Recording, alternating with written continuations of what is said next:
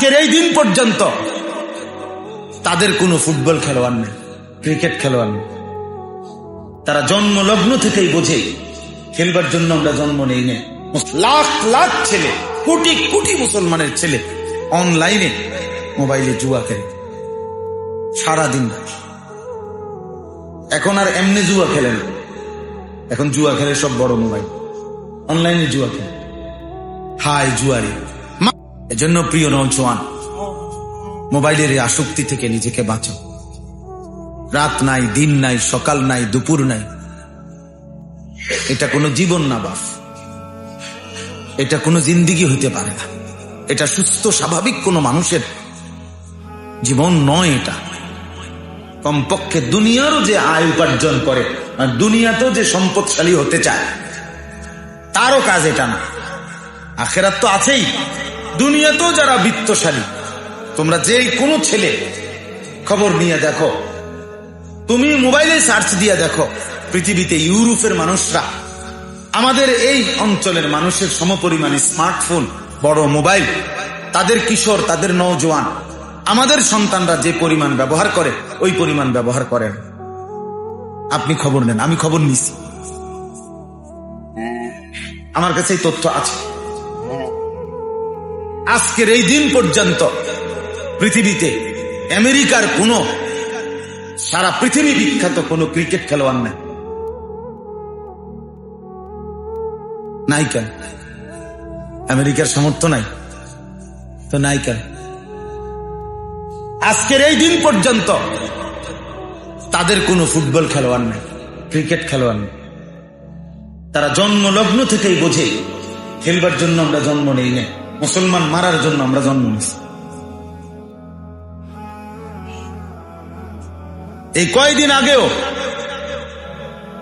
এই এখনকার যে নেতানিয়াহু, এই বেঈমান, এই জালেম ফেরাউন নমরুদকে হার মানায় ফেলছে।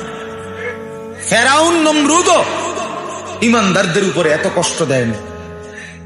এই জালেম, সে পরিষ্কার বলছে শুধু ফিলিস্তিন না, এটা তো বিশ্বের প্রায় 33টা মুসলিম দেশ, আমাদের বাংলাদেশ সহ প্রতিবাদ জানাইছে তার এই কথার। সে গ্রেটার ইসরায়েল, অর্থাৎ ইসরায়েল একটি মহারাষ্ট্র গঠন করবে, এর মধ্যে এই আরব বিশ্বের বিশাল অংশ নিয়ে অলরেডি রোড ম্যাপ, অর্থাৎ কতটুকু নিয়ে ইসরায়েল হবে এটা ঘোষণা করছে এই কয়দিন আগে। এই পরিস্থিতিতে কিভাবে সুখে থাকে? তো এই জন্য ভূতে কিলাইতে আছে।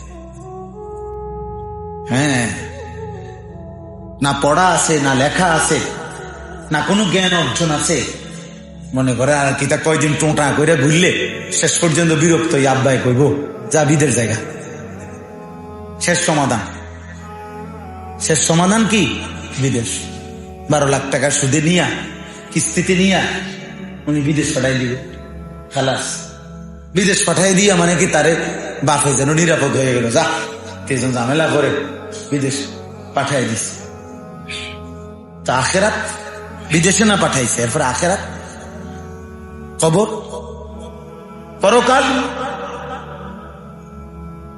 সেখানে কি হবে? আল্লাহকুমুত তাকাসুর হাত্তা যুরতুমুল মাকাবির। আল্লাহ তাআলা বলেন, সাদুল্লাহ ভাই এনে আসে, এখানে আল্লাহ তাআলা বলেন যে প্রাচুর্যের নেশা, বাড়ানোর নেশা, দুনিয়া বাড়াবার নেশা তোমাদেরকে আল্লাহকুম ভুলিয়ে দিল আখিরাত, ব্যস্ত করে দিল দুনিয়া। আল্লাহ বলেন শোনো, এই দুনিয়া বাড়াইবার নেশা, দুনিয়ার চাহিদা পূরণের নেশা, এই নেশায় আখিরাত ভুলে গেলে, দুনিয়াতে ডুবে গেলে, তো মনে রাখো এই অবস্থাতেই একদিন হাত্তা যুরতুমুল মাকাবির, একদিন তোমরা কবরস্থানেই পৌঁছবে কিনা? পৃথিবীর ব্যস্ত মানুষটার মৃত্যু হবে না, পৃথিবীর অবসর মানুষের মৃত্যু হবে, পৃথিবীর সুস্থ মানুষের মৃত্যু হবে, পৃথিবীর অসুস্থ মানুষের মৃত্যু হবে, পৃথিবীর সবচেয়ে সম্পদশালী ব্যক্তির মৃত্যু হবে, পৃথিবীর একদম অভাবী ফকিরের মৃত্যু হবে। তার মানে শেষ পর্যন্ত প্রত্যেকেই তোমরা কবরস্থানে কি? আল্লাহ তাআলা বলেন সেই কবরস্থানে যখন পৌঁছবে, আমি আল্লাহ ওয়াদা দিলাম, কাল্লা সাউফা তা'লামুন, অবশ্যই তোমরা জানতে পারবে। ফিল কবরে, তাফসীরের মধ্যে আছে কবরে কি করা উচিত ছিল আর কি করা অনুচিত ছিল, কি ছিল তোমার করণীয়, কি ছিল তোমার বর্জনীয়। সেদিন তুমি টের পাবা বান্দা। কিন্তু খোদার কসম, সেদিন শুধুই কেবল বুঝবা আর শুধরাইবার সুযোগ হবে। বুঝবা ঠিক, আফসোস তো করবা ঠিকই, আফসোস তো করবা ঠিকই, আর সুযোগ হবে। সুম্মা কাল্লা সাউফা তা'লামুন, আল্লাহ বলে পুনরায় আবার বুঝতে পারবা হাসরের ময়দানে। সেদিনও আবার বুঝবা, কিন্তু লাভ হবে, হ্যাঁ লাভ হবে না। আল্লাহ তাআলা কোরআনুল কারীমের মধ্যে বলছে, বান্দা বারবার বলবে আল্লাহ রব্বানা আখিরনা, রব্বানা আখরিজনা। আল্লাহ বলবে বান্দা আমাকে একটু সময় দুনিয়ায় ফেরত যেতে দেন, একটু যান, একটু দেন, একটু সময় দেন, আবার দেন, আবার যেতে দেন। কোটি কোটি বার বলবে, কোটি কোটি বার বলবে।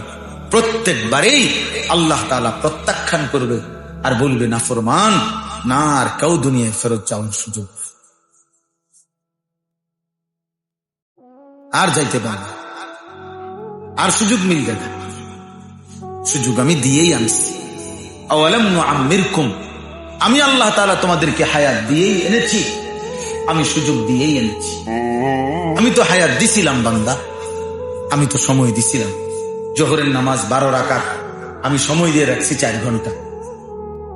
ফজরের নামাজ 4 রাকাত আমি সময় দিয়ে রাখছি 1 ঘন্টা, সোয়া 1 ঘন্টা। মাগরিবের নামাজ 5-7 রাকাত আমি সময় দিয়ে রাখছি প্রায় 1 ঘন্টা বা 40-45-50 মিনিট আমি তো সময় দিছি। এশার নামাজের 8টা আযান হয়েছে, 8টা বাজে, স্বাভাবিক ওয়াক্ত শেষ হয়েছে রাত 12টা বাজে। সময় কি আমি দেই নাই? সময় আমি দেই নাই কেন? নাফরমান আমাকে ভুলে গেল। তো অল্প বয়সে নামাজ পড়ো না।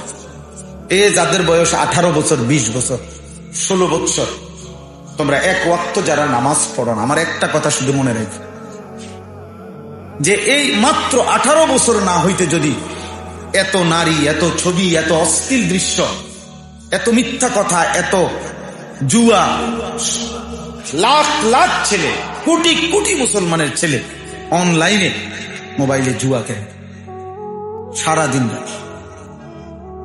এখন আর এমনি জুয়া খেলে না, এখন জুয়া খেলে সব বড় মোবাইল, অনলাইনে জুয়া খেলে।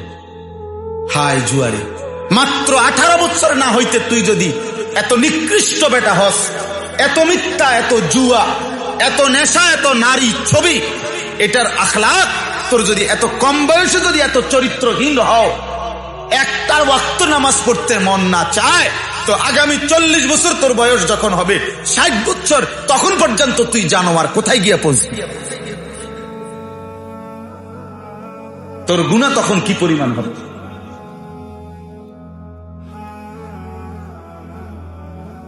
তখন কি পরিমাণ হবে তার গুনাহ?